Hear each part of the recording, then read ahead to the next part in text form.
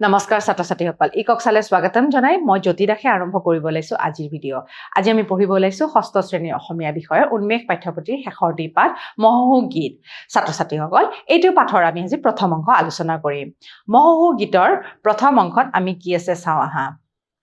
ছাত্ৰ ছাত্ৰীসকল তোমালোকে মহোহো উৎসৱৰ বিষয়ে শুনিছানে মহোহো উৎসৱ হৈছে নামনি অঞ্চলত প্ৰচলিত এটি জনপ্ৰিয় উৎসৱ মহ খেদিবৰ কাৰণে এই উৎসৱ অনুষ্ঠিত কৰা হয় যিদৰে বিহু হুঁচৰিৰ কথা তোমালোকে জানা বিহু হুঁচৰি কি কৰে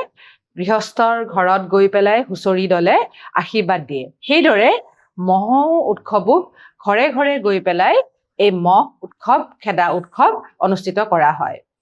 গতিকে নামনি অঞ্চলত প্ৰচলিত এই উৎসৱটো ঠাইভেদে বেলেগ বেলেগ দেখা যায় বৰপেটা কামৰূপ দৰং এইবিলাক ঠাইত এই মহোহো উৎসৱ অনুষ্ঠিত কৰা হয় সাধাৰণতে পুৰুষসকলে এই মহোহো গীতত অংশগ্ৰহণ কৰে ঠিক আছে গতিকে এতিয়া চোৱাচোন নামনি অসমৰ জনপ্ৰিয় উৎসৱসমূহৰ ভিতৰত আটাইতকৈ মহোহো উৎসৱ অন্যতম হয় মহোহো শব্দটোৰ অৰ্থ হৈছে মহ খেদা অসমীয়া আৰু বড়ো মানে মহো শব্দটো অসমীয়া ভাষাৰ পৰা লোৱা হৈছে আৰু হো শব্দটো বড়ো ভাষাৰ পৰা লোৱা হৈছে মহো মানে হৈছে মহ আৰু হো মানে হৈছে খেদা এই অঞ্চলৰ প্ৰায়বোৰ ঠাইতে মহোহো উৎসৱৰ প্ৰচলন আছে কিন্তু ঠাইভেদে মহোহো গীতবোৰ অলপ বেলেগ বেলেগ হয়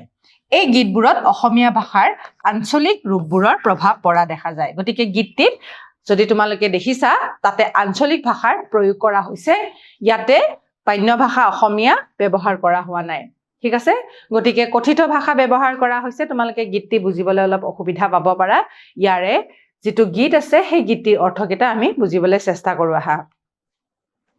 ছাত্ৰ ছাত্ৰীসকল গীতটিৰ সুৰ তোমালোকে যদি জানিব বিচাৰিছা তোমালোকে ইন্টাৰনেটৰ যোগেদি এই গীতটি শুনিব পাৰা মই বাৰু গীতটি গাই দিছো অ হৰি মহোহো মদ খেদবা তাকোল্লো মহে বোলে মইলো দে টেপুল পুৰা খালো দে টেপুলত নহল নুন চাউল কাঢ়ে দুন দুন চাউল নেদি দিলাক কঢ়ি এন্তৰ ঘৰ লৰি চৰি যাওঁতে সোণৰ নাঙল বাওঁতে সোণৰ নাঙল ৰূপৰ ফাল ঘৰজি বেটাই হাল দিলো হিৰালে মই দিলো পাতে মহৰ মাকক পাৰ কৰিলো বুঢ়ী দিয়াৰ ঘাটে বাঁহৰ পাত চকা মকা আমাক লাগে টকা টকা বাঁহৰ পাত কাজেলি আমাক দিলে আধেলি বাঁহৰ পাত চিকি মিকি আমাক লাগে শিকি শিকি ভাল হওক হওক কুশল হওক গলিৰ গৰু বাঢ়ক পাখেৰিৰ ধান বাঢ়ক ভাল বোলকাক দিবাক লাগি শক্তিমন্ত কৰক জয় ৰাম বোলা জয় হৰি বোলা গতিকে এইদৰে গীতটি তেওঁলোকে ঘৰে ঘৰে গৈ পেলাই গায় হ'ব এতিয়া আমি গীতটি অলপমান বুজিবলৈ চেষ্টা কৰো আহা শব্দবিলাক আমাৰ কি কি আছে সেয়াও আমি বুজিবলৈ চেষ্টা কৰো আহা অ হৰি মহোহো গীতটি এইদৰে সম্বোধন কৰিছে প্ৰথমতে মহ খেদবা তাকোল্লো খেদবা মানে হৈছে খেদা হ'ব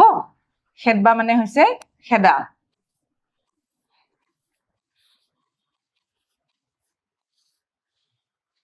ঠিক আছে তাকোন মানে হৈছে টাঙোন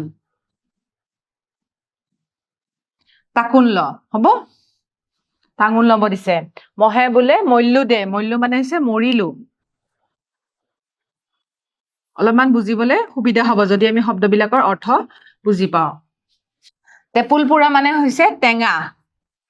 টেঙা পুৰা খোৱাকে বুজাইছে টেপুল পুৰা টেপুলত নহল নুন গতিকে টেঙাত নহল নিমখ নহলে টেঙা খাই ভাল নালাগে হয়নে নহয় তোমালোকে টেঙা খোৱা নে চাউল কাঢ়ে দুন দুন গতিকে গৃহস্থই কি কৰিছে চাউল কাঢ়িছে মানে চাউল উলিয়াইছে দুন দুন কাঢ়িছে হ'ব পাছে উলিয়াইছে হ'ব কিন্তু চাউল নিদি আমাক কি কৰিলে কঢ়ি দিলে কঢ়ি মানে কঢ়ি গুটি দিছে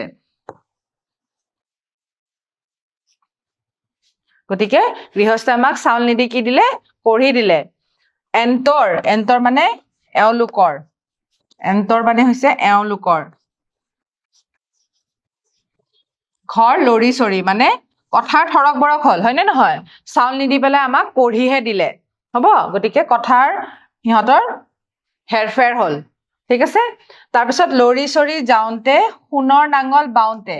এতিয়া নাঙলক সিহঁতে সোণৰ নাঙল বুলি কৈছে কিয় কৈছে কাৰণ আমি নাঙলৰ পৰা হাল বাওঁতে আমাৰ মাটিৰ পৰা কি হয় শস্য উৎপাদন হয় সেইকাৰণে সোণৰ নাঙল বুলি ইয়াক কোৱা হৈছে সোণৰ নাঙল বাওঁতে কি হৈছে আকৌ চোৱাচোন সোণৰ নাঙল ৰূপৰ ফাল গতিকে নাঙলখনক সোণৰ বুলি কৈছে আৰু যিটো ফাল হয় মানে যিটো ঠাইৰে মাটিখিনি খান্দা হয় সেইখিনি লোহাৰ হয় সেইকাৰণে ইয়াক কৈছে ৰূপৰ ফাল ঘৰজি বেটাই বাৱে হাল ঘৰজি মানে ঘৰ জোৱাই ঘৰ জোৱায়ে কি কৰে হাল বয় হাল দিলো শিৰালে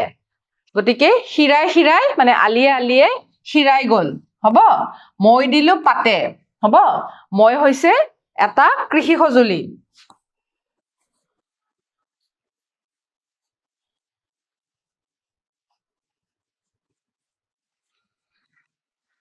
মহৰ মাকক পাৰ কৰিলো গতিকে মহৰ মাকক পাৰ কৰিলো পাৰ কৰিলো মানে হৈছে কৰিলো পাৰ হৈ আহিলো ক'ত পাৰ হৈ আহিলো বুঢ়ী দিয়াৰ ঘাটে বুঢ়ী দিয়া নদীৰ ঘাটত আমি পাৰ কৰি আহিলো কাক মহৰ মাকক এখন নদীৰ কথা কৈছে বুঢ়ী দিয়া নামৰ নদীখনৰ ঘাটত আমি মহৰ মাকক পাৰ কৰি আহিলো বাঁহৰ পাত চকামকা তোমালোকে বাঁহ গছৰ পাত দেখিছা নহয় চকামকা হৈ থাকে হয়নে নহয় ইফাল ইফাল লুকাই থাকে কিছুমান পাত গতিকে সেইকাৰণে ইয়াতে চকামকা বুলি সম্বোধন কৰিছে আমাক লাগে টকা টকা গতিকে শব্দ অন্তধ্বনি মিলাই পেলাই কৈছে যে বাঁহৰ পাত চকামকা আমাক লাগে টকা টকা আমাক টকা লাগে বাঁহৰ পাত কাজেলি আৰু আমাক দিব আধেলি আমাক 50 পইচা দিব ঠিক আছে গতিকে গৃহস্থক 50 পইচা খুজিছে হ'ব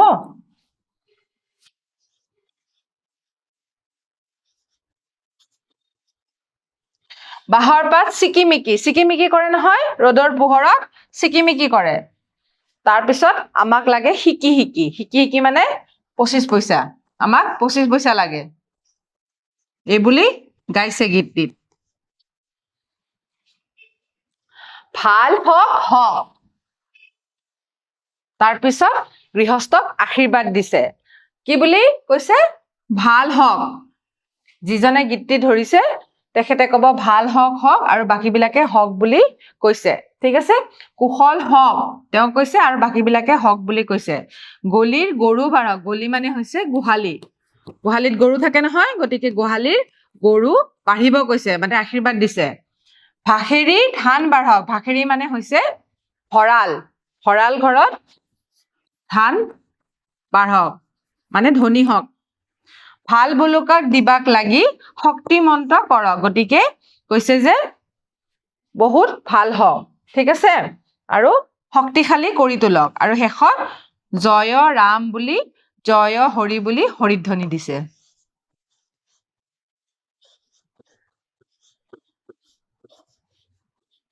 এইখিনি শেষত এইদৰে সামৰিছে গতিকে এই গীতটি তোমালোকে ইণ্টাৰনেটৰ যোগেদি শুনিবলৈ চেষ্টা কৰিবা আৰু বিদ্যালয়তো এই গীতটি তোমালোকৰ সহপাঠীৰ লগত গাবলৈ চেষ্টা কৰিবা আৰু কিদৰে মহোহো উৎসৱটো অনুষ্ঠিত কৰা হয় সেইদৰে চাই পেলাই তোমালোকে সহপাঠীৰ লগত গীতটি গাবা বুলি আশা ৰাখিলো আহাচোন এই শব্দবিলাকৰ আমি কিছু অৰ্থ জানো গীতটিত থকা স্থানীয় উপভাষাৰ শব্দবোৰৰ মান্য অসমীয়া ৰূপবোৰৰ জানো আহা গতিকে কিছু শব্দৰ মই মান্য ৰূপ তোমালোকক কৈছোৱেই তথাপিতো চাওঁ আহাচোন খেদবা মানে হৈছে খেদিবলৈ তাকোন মানে হৈছে তাকোন বা টাঙোন হ'ব তাৰপিছত লো মানে হৈছে ল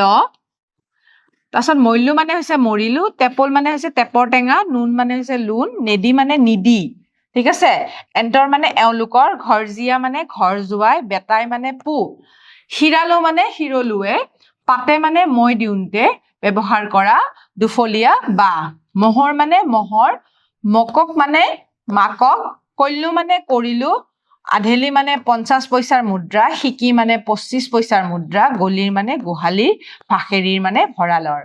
গতিকে এইদৰে এই যিবিলাক স্থানীয় উপভাষা আছে, উপভাষাবিলাকৰ আমি মান্য অসমীয়া ৰূপবোৰ জানিলো। গতিকে ছাত্ৰ ছাত্ৰীসকল, আশা ৰাখিছো তোমালোকে এই ভাষাটো বুজিবলৈ পাৰিছা আৰু ইয়াৰে অৰ্থবিলাক ধৰিব পাৰিছা আৰু গীতটিত কি ক'ব বিচাৰিছে সেয়া বুজি পাইছা। এতিয়া আমি কেইটামান প্ৰশ্ন চাওঁ আহা। মহোহো উৎসৱ অসমৰ কোনটো অঞ্চলত জনপ্ৰিয় হয়? উজনি অসম নে নামনি অসম? ছাত্ৰ ছাত্ৰীসকল, ইয়াৰে উত্তৰটো কি হ'ব কোৱাচোন? তোমালোকে গমেই পাইছা যে এই গীতটি আমাৰ নামনি অসমত প্ৰচলিত এটা উৎসৱ হয়। মহোহো উৎসৱটো কিহৰ উৎসৱ হয়? গতিকে তোমালোকক কৈছিলোৱেই, শব্দটো আমাৰ পাইছিলো আমি যে মহ খেদা। গতিকে মহো মানে হৈছে মহ আৰু হো মানে হৈছে খেদা। গতিকে মহ খেদা উৎসৱ হয়। আঘোণ মাহৰ পূৰ্ণিমাৰ দিনাখন এই উৎসৱটো পালন কৰা হয়।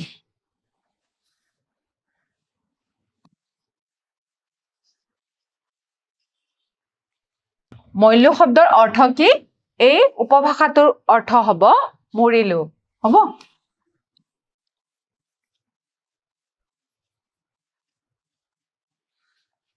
গতিকে নামনি অঞ্চলত প্ৰচলিত এই উৎসৱটো জানি পেলাই তোমালোকে নিশ্চয় ভাল পালা।